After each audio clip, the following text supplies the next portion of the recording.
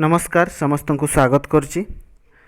समस्ते जानिथिबो जे classical Sanskrit teacher एवं अन्य सब विषय आमर टीचर रिक्वायरमेंट पे विज्ञप्ति प्रकाश पाई सारी एवं सेतिपे प्रिपेरेसन किपरि करिवो तापाई मध्य आमर बीणापाणी कोचिंग सेंटर जो रही पुरी रे तार मध्य विज्ञप्ति आज आमर प्रकाश पाई सारी केमिति कोन प्रिपेरेसन करिवो एडमिशन रिलेटेड।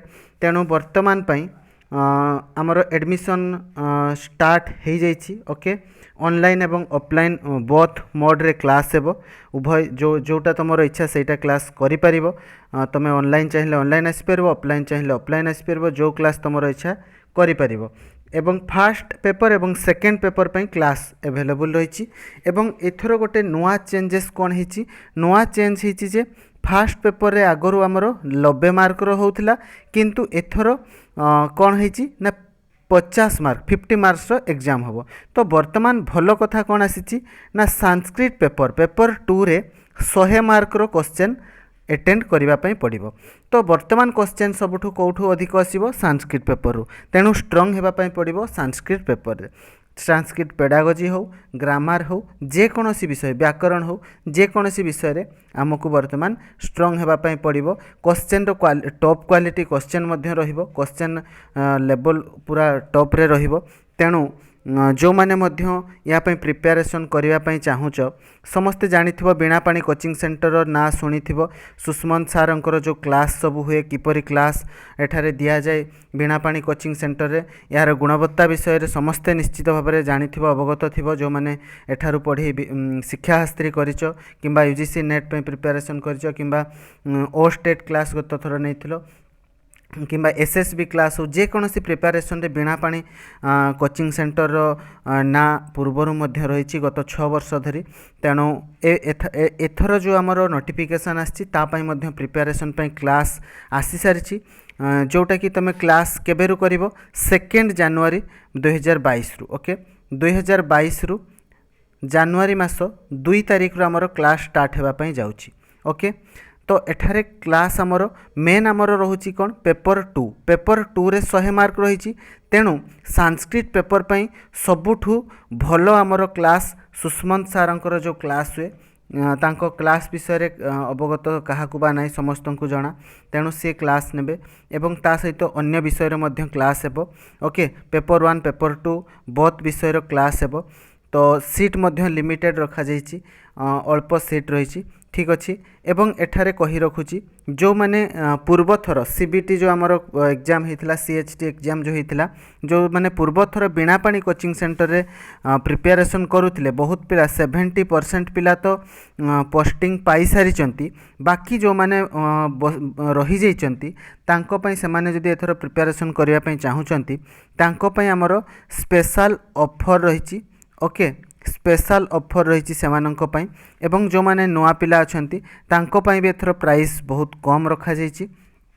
तेणु काल विलंब नकरी निज प्रिपेरेसन को भलरे प्रिपेयर हेबा पई निज प्रिपेरेसन को स्ट्रंग करिबा पई काहेकि ना कंपटीशन बहुत टॉप लेवल रहबो। क्वेश्चन मध्य बहुत भलो क्वेश्चन माने टॉप लेवल रो क्वेश्चन रहिबो।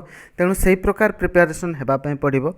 तो वर्तमान पई या कथा रहिला जे निश्चित भाव में प्रिपेरेसन आरंभ कर दिंतु। ओके, एडमिशन आमर वर्तमान स्टार्ट हो सारी। जो मैंने एडमिशन करने चाहूच यही नंबर रे कांटेक्ट करिवो 7735652442 ए नंबर रे कांटेक्ट करिवो। एवं जो मैंने पूर्व थर कोचिंग नहीं थिलो सेमानंकर ना आमर रजिस्टर रे ऑलरेडी रही।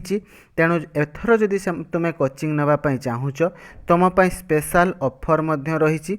ओके, निश्चित भाव में कांटेक्ट कले यह जनईदेव जे तुम पूर्व थर कोचिंग नहीं थिलो।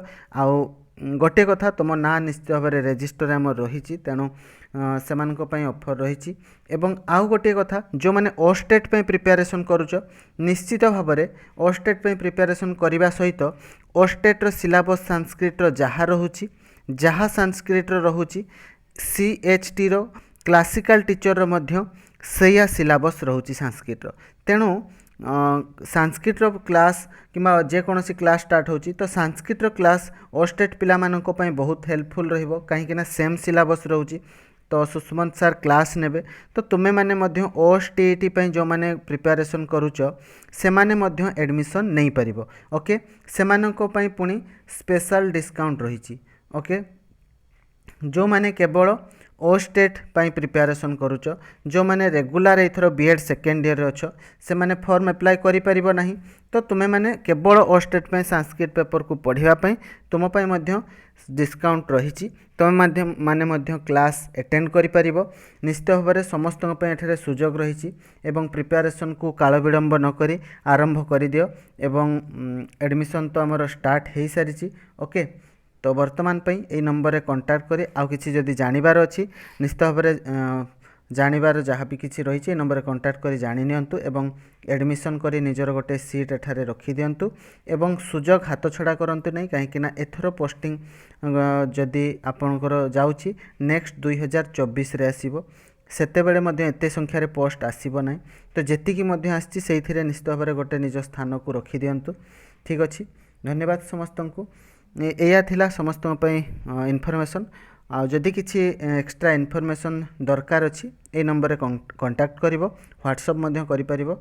ठीक अछि धन्यवाद जय जगन्नाथ शुभरात्रि पुणी देखा हवा आमे गोटे नुआ सेशन रे अभ्यास रे आ हाँ जो माने चैनल को प्रथम थर पई आछो सब्सक्राइब कर दियो निज सांग मान सहित शेयर कर दियो आगो को प्रिपरेशन मध्य करा जिवो। ठीक अछि थैंक यू।